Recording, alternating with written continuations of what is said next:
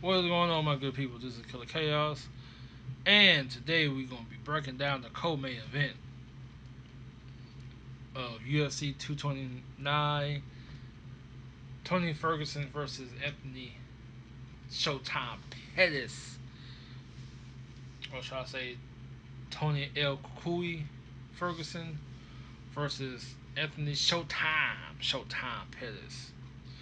This fight has not been getting the press that it deserves because this is going to be a good fight, and I think this fight going to have whoever wins this fight is going to fight for the title. Whoever wins, Khabib versus Conor. And if Khabib doesn't make weight, because we still got weigh-ins next week. Weigh-ins is still next week. So if Khabib doesn't make weight, Tony Ferguson stay ready. That's all I want to say. And I believe that Tony should get that shot to fight against Conor for the belt, for the interim belt, whatever belt they decide to do. That's what I think at least. But anyway, let's go on and break down this fight. When I seen this, I was like, ooh, co-main word, okay. These two gentlemen right here are very dynamic strikers. They both are, okay. Now, in the striking, I would give Anthony Pettis a slight advantage. Uh, Duke Rufus is a great trainer. Man, I can't talk. But one take though, one take. And I would give the grappling a slight advantage to Tony. I mean, if you look at these two men right here, they really almost the same. You know, they have good grappling, they have good stand up. Only slight edges to both of them. You know, you have uh, Tony. Of course, he trains with Eddie Bravo. Uh, so he's like a wizard off of his back. Who did Tony do his striking with? I can't remember. Can't remember. Not off the top of my head. Um, but Tony has good striking too, and he real creative with his striking, just like Anthony Pettis is. There's lies in the problem. Is who gonna be able to say? I got messages on my phone. Who's gonna be able to? I guess enact their game plan and dominate beforehand. I mean, I can see this fight going all 3 rounds. Um, Anthony probably getting a knockout in the first, early, early second, depending on how well he hurt Tony. I see Tony submitting or TKOing Anthony in the late second, third round, or even getting a decision. Because what happens when you have two people that's really kind of similar in style, they tend to go all 3 rounds. So I would not be surprised if this fight goes to a decision. I would not be shocked at all if this fight goes straight to a decision. Then we're gonna be, you know, waiting like, okay, who they gonna give the decision to? I would not be surprised. You know,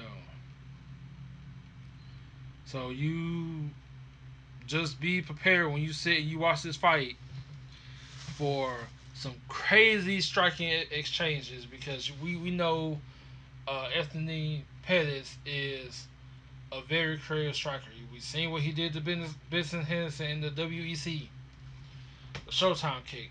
Also, if you think about when Anthony Pettis fought Donald Cerrone, you know, just a real creative striker. Same thing can be said with Tony. He's a creative striker too. So really, yeah, hell, this fight might go all 3 rounds. You know, but I do give Anthony is good off his back. because for a while Anthony was like, trying to be a wrestler, still straight, but relying too much on his wrestling. When he was at his best was when yeah, if you take me down, as soon as you take him down, he's scrambling for a submission. So that was his deal. I don't think he can do that to Tony like that either. I see that if Tony took him down, he's gonna be more susceptible for Tony to lock him up in something. You know, like I said, I give the slight grappling advantage to Tony, like how I give the standing to Anthony. So it's really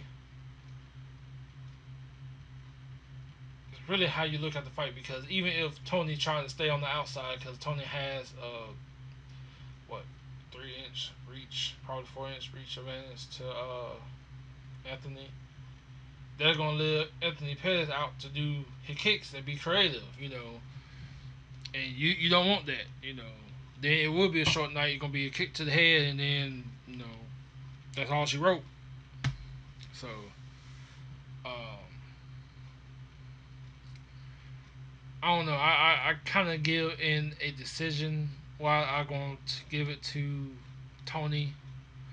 I think Tony is going to negate his striking to a point to where the fight isn't going to be boring. But then at the same time, I'm an MMA fan that I understand if you do somewhat make it a boring fight, but then look who you fighting. Do you really want to go in there and get knocked the fuck out? No. You're gonna fight smart. You're gonna have both of these men are gonna have to fight smart to beat each other. They can't go in there with reckless abandon, because if they do, somebody's gonna get knocked out or submitted. That's all I'm gonna say. But I do. If I had to pick one, and I like both fighters. If I had to pick one, I'm gonna pick Tony. But then this fight might not happen if Khabib doesn't make weight, or if something happened to the main event. Because like I said, Tony Ferguson said he's ready. So with that being said, my good people, let me know what you think in the comment section below. If you are new here, like and subscribe. All that good stuff. You know, follow me. Every place that you can follow me is going to be in the description. And my good people, stay cool and stay safe. This is Killer Chaos, and I'm checking out.